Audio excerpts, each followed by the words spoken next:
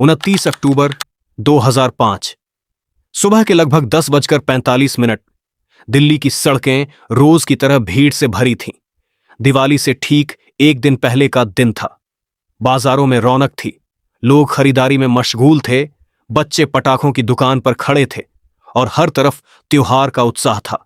अचानक एक जोरदार धमाका हुआ। लोग कुछ समझ पाते उससे पहले ही दूसरा धमाका और फिर तीसरा। पूरी दिल्ली दहल उठी। चारों तरफ चीख पुकार, धुआं, खून और टूटे हुए शरीर बिखरे पड़े थे। एम्बुलेंस की आवाज, पुलिस की सायरन और लोगों की घबराई हुई चीखें सब मिलकर एक डरावना माहौल बना रही थीं। लेकिन इसी अफरा तफरी के बीच दिल्ली पुलिस के स्पेशल सेल को एक गुप्त सूचना मिली। सूचना ये थी कि यह हमला यहीं खत्म नहीं होने वाला। एक चौथा धमाका अभी बाकी है। यह चौथा धमाका दिल्ली के सबसे भीड़भाड़ वाले इलाके चांदनी चौक मेट्रो स्टेशन पर होना था। वहां 50 किलो से ज्यादा विस्फोटक से भरा बम लगाया जा चुका था। मकसद था, जब घायल लोगों को अस्पताल ले जाया जा रहा हो तब मेट्रो स्टेशन पर धमाका करके हजारों लोगों को एक साथ मार देना। बम स्क्वाड को तुरंत भेजा गया। घड़ी की सुइयां तेजी से आगे बढ़ रही थीं। सिर्फ 8 मिनट बचे थे। अगर 8 मिनट देर हो जाती तो शायद दिल्ली इतिहास की सबसे बड़ी त्रासदी देखती। लेकिन समय रहते बम को डिफ्यूज कर दिया गया। उस दिन जो टल गया वह हजारों जिंदगियों का नरसंहार था। यह भारत पर होने वाले उन बड़े आतंकी हमलों में से एक था जो आखिरी पल में फेल कर दिए गए। ऐसी ही एक और साजिश 2004 में रची गई थी। इस बार निशाना था भारत की संसद। योजना बेहद खतरनाक थी। आतंकी संसद भवन के सीवर सिस्टम और एयर वेंटिलेशन डक्ट के जरिए अंदर विस्फोटक पहुंचाना चाहते थे। मकसद था संसद सत्र के दौरान विस्फोट करके देश की पूरी राजनीतिक व्यवस्था को हिला देना। रॉ और आईबी को इसकी भनक लगी। 3 महीने तक संसद परिसर के हर कोने की गुप्त जांच की गई। सीवर लाइनों का पूरा नक्शा बदला गया। सैकड़ों कर्मचारियों की दोबारा जांच हुई।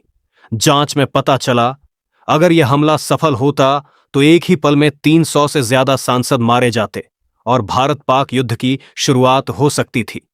लेकिन यह हमला भी नाकाम कर दिया गया। इसके कुछ साल बाद मुंबई को दहलाने की एक और बड़ी साजिश सामने आई। 2006 के लोकल ट्रेन धमाकों के बाद आतंकियों ने इससे भी बड़ा हमला प्लान किया। योजना थी, सुबह 8:30 बजे चर्च गेट से सीएसटी जाने वाली 7 लोकल ट्रेनों में एक साथ धमाके। उस समय इन ट्रेनों में 10 से 12 लाख यात्री सफर करते हैं। रॉ ने पाकिस्तान से आए एक कोडेड मैसेज को इंटरसेप्ट किया। शक हुआ। जांच शुरू हुई। मुंबई के कुर्ला यार्ड में एक बंद गोदाम से 200 किलो से ज्यादा आरडीएक्स बरामद हुआ। अगर यह हमला होता तो यह भारत के इतिहास का सबसे बड़ा आतंकी हमला बन जाता। लेकिन यह भी टल गया। 2004 में गुजरात में एक और खौफनाक साजिश रची जा रही थी। तत्कालीन मुख्यमंत्री नरेंद्र मोदी को निशाना बनाने के लिए 200 किलो विस्फोटक से भरी कार तैयार की गई थी। योजना थी, मोदी के काफिले के पास जाकर कार से विस्फोट करना। रॉ और गुजरात एटीएस को इसकी भनक लगी। राजकोट हाईवे पर नाका लगाया गया। जैसे ही संदिग्ध कार रोकी गई, तलाशी में विस्फोटकों का जखीरा बरामद हुआ। अगर यह हमला सफल होता तो भारत की राजनीति और इतिहास दोनों बदल सकते थे। 2005 में अयोध्या में राम जन्मभूमि परिसर पर एक बड़ा फिदायीन हमला प्लान किया गया। श्रद्धालुओं से भरे मंदिर परिसर में एक साथ 5 आत्मघाती हमलावर घुसने वाले थे। नेपाल बॉर्डर पर संदिग्ध मूवमेंट दिखा। 3 आतंकी पकड़े गए। पूछताछ में पूरी साजिश सामने आ गई। अगर यह हमला होता तो देश भर में भयानक दंगे भड़क सकते थे। 2013 में प्रयागराज कुंभ मेले के दौरान एक और खतरनाक योजना बनी। कुंभ में उस समय 10 करोड़ से ज्यादा श्रद्धालु मौजूद थे। रेलवे स्टेशन, संगम घाट और अस्थायी पुलों पर एक साथ धमाके करने की साजिश थी। आईबी ने नेपाल से आए एक आतंकी की सैटेलाइट कॉल पकड़ ली। ऑपरेशन शुरू हुआ। 7 आतंकी गिरफ्तार किए गए। उनके पास से 300 किलो विस्फोटक और टाइमर बरामद हुआ। अगर यह हमला सफल होता तो यह मानव इतिहास का सबसे बड़ा आतंकी नरसंहार बन जाता। 2016 में पठानकोट एयरबेस को निशाना बनाया गया। मकसद था एयरफोर्स के लड़ाकू विमानों को नष्ट करना। लेकिन खुफिया एजेंसियों को पाकिस्तान के आतंकी कैंप में ट्रेनिंग की जानकारी मिल गई। सुरक्षा बढ़ा दी गई, जिससे आतंकी अपने पूरे मकसद में कामयाब नहीं हो पाए। 2010 में कॉमनवेल्थ गेम्स से पहले दिल्ली मेट्रो को उड़ाने की साजिश रची गई। 20 से ज्यादा मेट्रो स्टेशनों को निशाना बनाया गया, लेकिन एक संदिग्ध बैग से टाइमर बम बरामद हुआ। पूरी योजना सामने आ गई और हमला टल गया।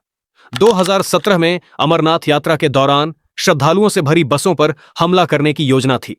बीएसएफ और सीआरपीएफ की संयुक्त पेट्रोलिंग के कारण आतंकियों का मंसूबा नाकाम हुआ। 7 आतंकी मारे गए। एक और बड़ा हमला 26 जनवरी को गणतंत्र दिवस पर प्लान किया गया। राजपथ पर परेड के दौरान ड्रोन के जरिए विस्फोटक गिराने की योजना थी। रॉ ने समय रहते ड्रोन नेटवर्क को ट्रैक कर लिया। पूरी साजिश को खत्म कर दिया गया। इन सभी घटनाओं में एक बात समान है, ये हमले कभी पूरे नहीं हो पाए, क्योंकि हर बार कोई न कोई गुमनाम हीरो, कोई जवान, कोई खुफिया अधिकारी अपनी जान जोखिम में डालकर देश को बचा ले गया। जब हम चैन की नींद सोते हैं, तब कोई सरहद पर जागता है। जब हम त्योहार मनाते हैं, तब कोई साजिशों को तोड़ता है। और शायद यही वजह है कि तमाम कोशिशों के बावजूद भारत आज भी मजबूती से खड़ा है।